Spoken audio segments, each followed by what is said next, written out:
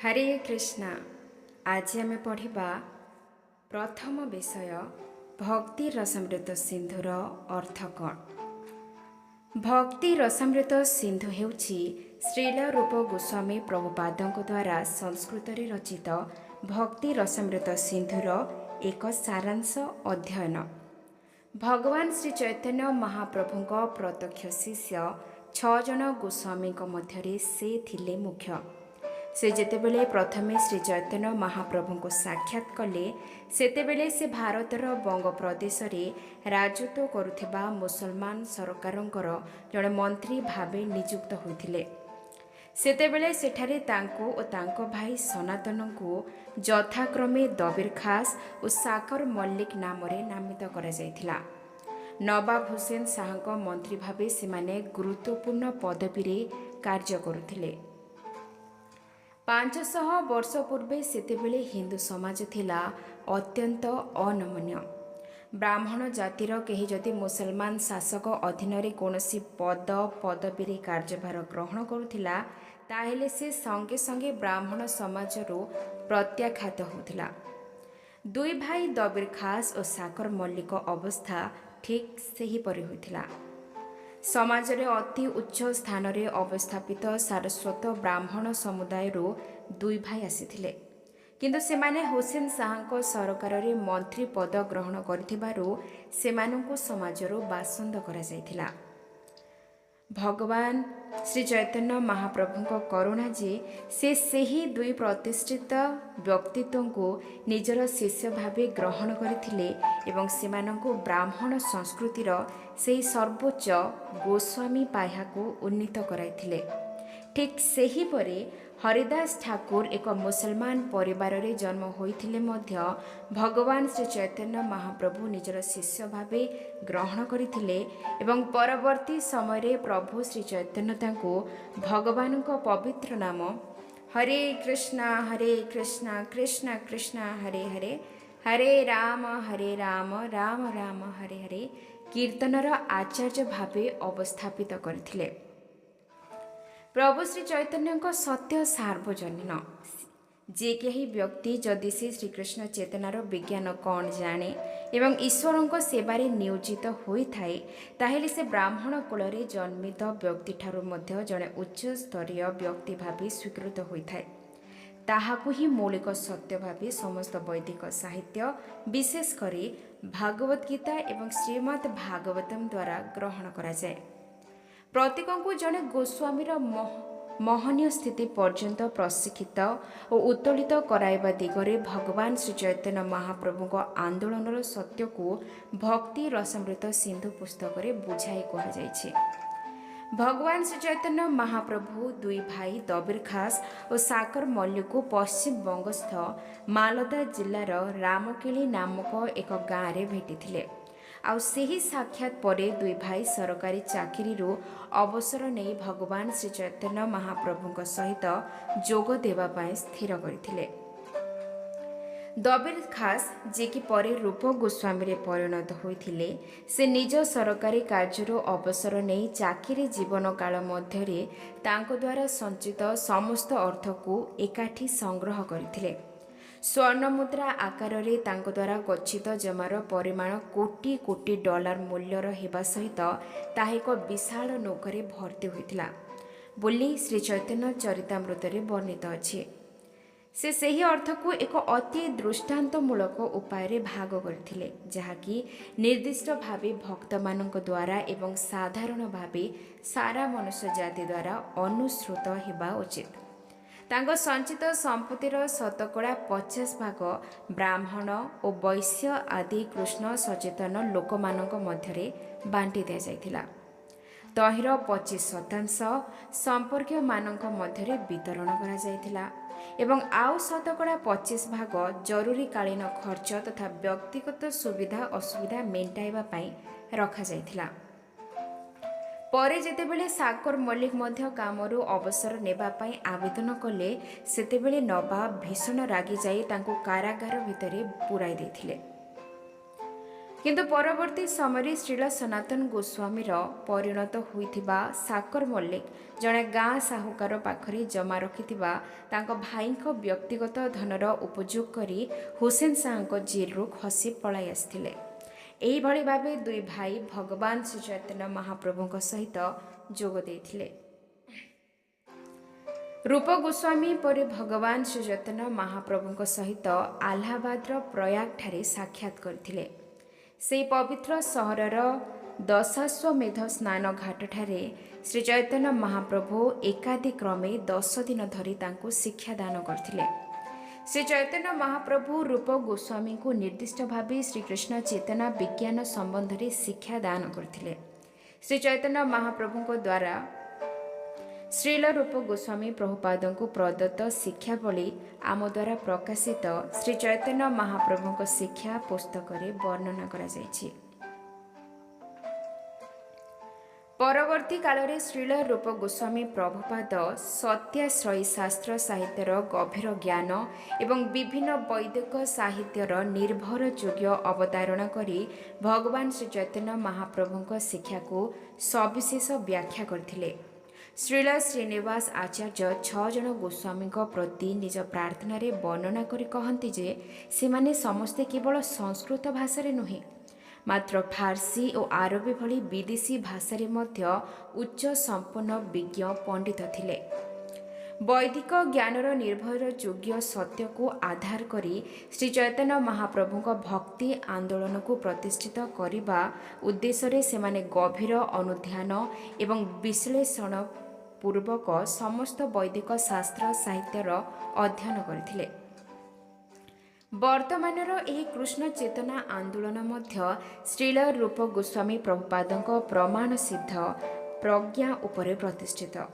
ଆମେ ସେଥିଲାଗି ସାଧାରଣତଃ ରୂପାନୁଗ ବା ଶ୍ରୀଳ ରୂପ ଗୋସ୍ୱାମୀ ପ୍ରଭୁପାଦଙ୍କ ପଦାଙ୍କ ଅନୁଗାମୀ ଭାବେ ଜ୍ଞାତ।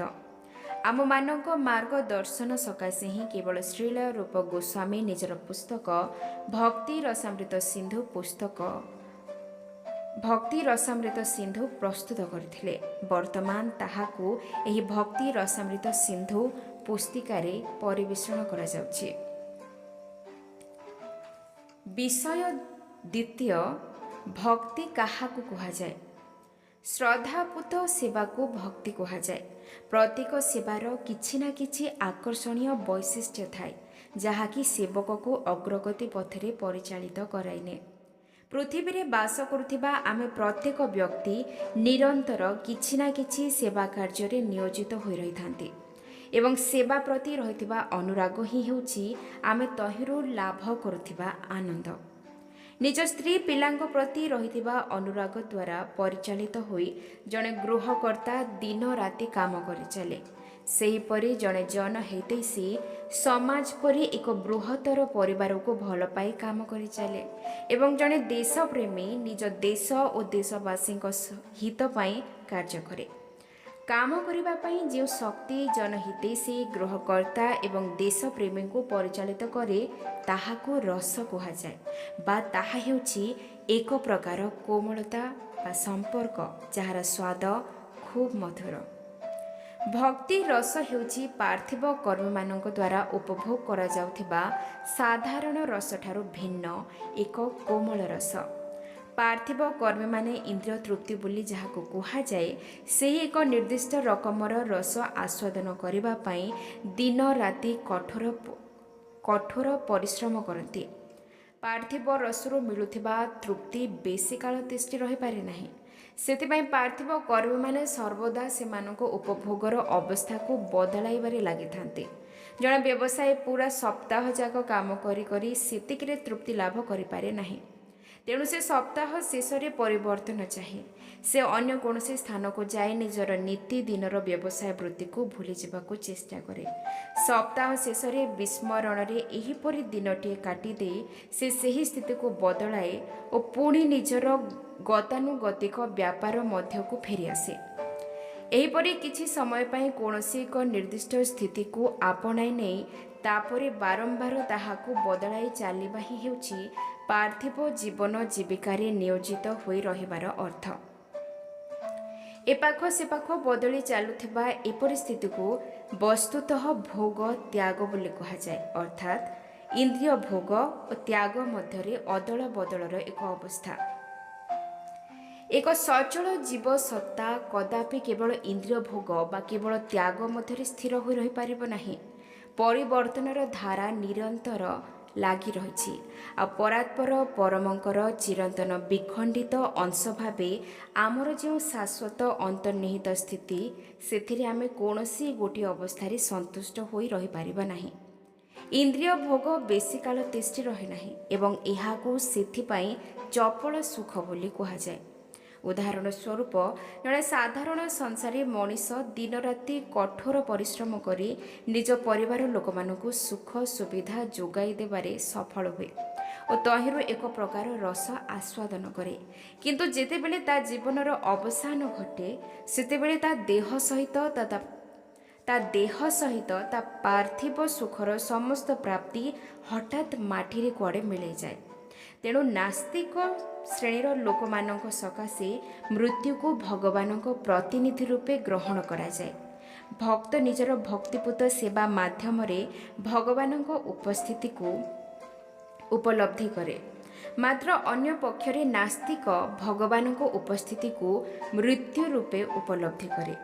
ମୃତ୍ୟୁ ଦ୍ୱାରା ସବୁକିଛି ନିଶ୍ଚିହ୍ନ ହୋଇଯାଏ। ବ୍ୟକ୍ତିକୁ ଏକ ନୂଆ ପରିସ୍ଥିତିରେ ଜୀବନର ଏକ ନୂଆ ଅଧ୍ୟାୟ ଆରମ୍ଭ କରିବାକୁ ହୁଏ। ତାହା ହୁଏତ ହୋଇପାରେ ବିଗତ ଜନ୍ମଠାରୁ ଉଚ୍ଚତର କିମ୍ବା ନିମ୍ନତର, ରାଜନୈତିକ, ସାମାଜିକ, ଜାତୀୟ ବା ଅନ୍ତର୍ଜାତୀୟ, ତାହା ଯେକୌଣସି କାର୍ଯ୍ୟକ୍ଷେତ୍ର ହେଉନା କାହିଁକି, ଜୀବନର ଅନ୍ତ ହେବା ସହିତ ଆମର ବିଭିନ୍ନ କର୍ମର ଫଳାଫଳର ମଧ୍ୟ ଅନ୍ତ ହୋଇଯାଏ। ଏହା ନିଶ୍ଚିତ। ତେବେ ପରମ ପ୍ରଭୁଙ୍କ ପରାତ୍ପର ପ୍ରେମମୟ ସେବା ଫଳରେ ଭକ୍ତି ରସର ଯେଉଁ ରସାଳ ଫଳ ଆସ୍ୱାଦନ କରାଯାଇଥାଏ, ତାହା ଜୀବନ ଶେଷ ହେବା ସହିତ ଶେଷ ହୁଏ ନାହିଁ। ତାହା ଚିର ଚଳମାନ ହୋଇ ରହିଥାଏ। ଆଉ ସେଥିଲାଗି ତାହାକୁ ଅମୃତ ବୋଲି କୁହାଯାଏ। ତାହାର କଦାପି ମୃତ୍ୟୁ ହୁଏ ନାହିଁ। ତାହା ଚିର ବିଦ୍ୟମାନ ରହିଥାଏ। ଏହା ସମସ୍ତ ବୈଦିକ ଶାସ୍ତ୍ର ସାହିତ୍ୟରେ ଦୃଢ଼ ପ୍ରତିଷ୍ଠା ହୋଇଛି। ଭାଗବତ ଗୀତାରେ କୁହାଯାଇଛି ଯେ ଭକ୍ତି ରସରେ ସାମାନ୍ୟ ଅଗ୍ରସର ହେଲେ ଭକ୍ତକୁ ମାନବ ଜୀବନର ସୁଯୋଗରୁ ବଞ୍ଚିତ ହେବାର ମହା ବିପତ୍ତିରୁ ରକ୍ଷା ମିଳେ। ସାମାଜିକ ଜୀବନ, ପାରିବାରିକ ଜୀବନ ଅଥବା ପରାର୍ଥପରତା, ଜନହିତ, ଦେଶପ୍ରେମ, ସମାଜବାଦ, ସାମ୍ୟବାଦ ଆଦି ବୃହତ୍ତର ପାରିବାରିକ ଜୀବନରେ ଆମର ଅନୁଭବ ଅନୁଭୂତିରୁ ଯେଉଁ ରସ ଆସ୍ୱାଦନ ହୁଏ, ତାହା ବ୍ୟକ୍ତିର ପରବର୍ତ୍ତୀ ଜୀବନ ଯେ ମନୁଷ୍ୟ ଜୀବନ ସଦୃଶ ହିଁ ହେବ, ସେହି ନିଶ୍ଚିତ ପ୍ରତିଶ୍ରୁତି ଦେଇନଥାଏ। ଆମେ ଆମ ବର୍ତ୍ତମାନ ଜୀବନର ପ୍ରକୃତ କାର୍ଯ୍ୟକଳାପ ମାଧ୍ୟମରେ ଆମ ପରବର୍ତ୍ତୀ ଜୀବନର ପ୍ରସ୍ତୁତି କରୁ। ବର୍ତ୍ତମାନ ଧାରଣ କରିଥିବା ଦେହରେ ଜୀବସତ୍ତା ଯେଉଁ ସବୁ କାମ କରେ, ତାର ଫଳାଫଳ ସ୍ୱରୂପ ତାକୁ ଏକ ନିର୍ଦ୍ଦିଷ୍ଟ ପ୍ରକାର ଶରୀର ମିଳିଥାଏ। ଦୈବ ବା ଭଗବତ କର୍ତ୍ତା ଭାବେ ପରିଚିତ ଏକ ଉଚ୍ଚତର କର୍ତ୍ତା ଦ୍ୱାରା ଏହିସବୁ କାର୍ଯ୍ୟକଳାପ ଗୁଡ଼ିକର ବିଚାର କରାଯାଏ। ଦୈବକୁ ଭାଗବତ ଗୀତାରେ ସବୁକିଛିର ମୂଳ କାରଣ ରୂପେ ଉଲ୍ଲେଖ କରାଯାଇଛି। ଶ୍ରୀମଦ୍ ଭାଗବତମରେ ଦୈବା ନେତ୍ରେଣ ଅର୍ଥାତ୍ ପରମେଶ୍ୱରଙ୍କ ପର୍ଯ୍ୟବେକ୍ଷଣ କର୍ତ୍ତୃତ୍ୱ ଦ୍ୱାରା ଜଣେ ମନୁଷ୍ୟ ତାର ପରବର୍ତ୍ତୀ ଶରୀର ଧାରଣ କରେ ବୋଲି ଉଲ୍ଲେଖ କରାଯାଇଛି। ସାଧାରଣ ଦୃଷ୍ଟିରେ ଦୈବକୁ ନିୟତି ବୋଲି କୁହାଯାଇଥାଏ। ଦୈବ ପର୍ଯ୍ୟବେକ୍ଷଣ 84 ଲକ୍ଷ ପ୍ରକାରର ରୂପ ମଧ୍ୟରୁ ବାଛି ଆମକୁ ଗୋଟିଏ ଶରୀର ଦେଇଥାନ୍ତି। ଆମର ଚାହିଁବା ଅନୁସାରେ ଆମ ଶରୀରର ନିର୍ବାଚନ କାର୍ଯ୍ୟ ହୋଇନଥାଏ। ତାହା ଆମକୁ ଆମର ନିୟତି ଅନୁସାରେ ପ୍ରଦାନ କରାଯାଇଥାଏ। ଯଦି ଆମର ବର୍ତ୍ତମାନର ଏହି ଶରୀର ଶ୍ରୀକୃଷ୍ଣ ଚେତନାଗତ କାର୍ଯ୍ୟକଳାପରେ ରତ ରହିଥାଏ, ତାହେଲେ ଆମେ ଆମର ପରବର୍ତ୍ତୀ ଜୀବନରେ ଅନ୍ତତଃ ପକ୍ଷେ ଏକ ମନୁଷ୍ୟ ଶରୀର ଲାଭ କରିବାର ନିଶ୍ଚୟତା ମିଳିଥାଏ। ଶ୍ରୀକୃଷ୍ଣ ଚେତନାରେ ରତ ଜଣେ ମନୁଷ୍ୟ ସତ୍ତା ଭକ୍ତି ଯୋଗର ମାର୍ଗ ସମ୍ପୂର୍ଣ୍ଣ କରିବାକୁ ସକ୍ଷମ ହୋଇ ନ ପାରିଲେ ସୁଦ୍ଧା ମନୁଷ୍ୟ ସମାଜର ଉଚ୍ଚତର ଶ୍ରେଣୀରେ ଜନ୍ମଗ୍ରହଣ କରିଥାଏ, ଯଦ୍ୱାରା ସେ ଆପେ ଆପେ ଶ୍ରୀକୃଷ୍ଣ ଚେତନାରେ ଅଧିକ ଆଗକୁ ଅଗ୍ରସର ହେବାରେ ସକ୍ଷମ ହୋଇପାରିବ। ତେଣୁ ଶ୍ରୀକୃଷ୍ଣ ଚେତନାରେ ରହି କରାଯାଇଥିବା ସମସ୍ତ ଅକପଟ କାର୍ଯ୍ୟ ହେଉଛି ଅମୃତ ବା ଚିରସ୍ଥାୟୀ। ଏହା ହିଁ ହେଉଛି ଭକ୍ତି ରସାମୃତ ସିନ୍ଧୁର ବିଷୟବସ୍ତୁ। हरे कृष्णा वाञ्छाकल्पतरुभ्यश्च कृपा सिन्धुव एव च पतितानां पावनेभ्यो वैष्णवेभ्यो नमो नमः। जगद्गुरु श्रील प्रभुपाद की जय।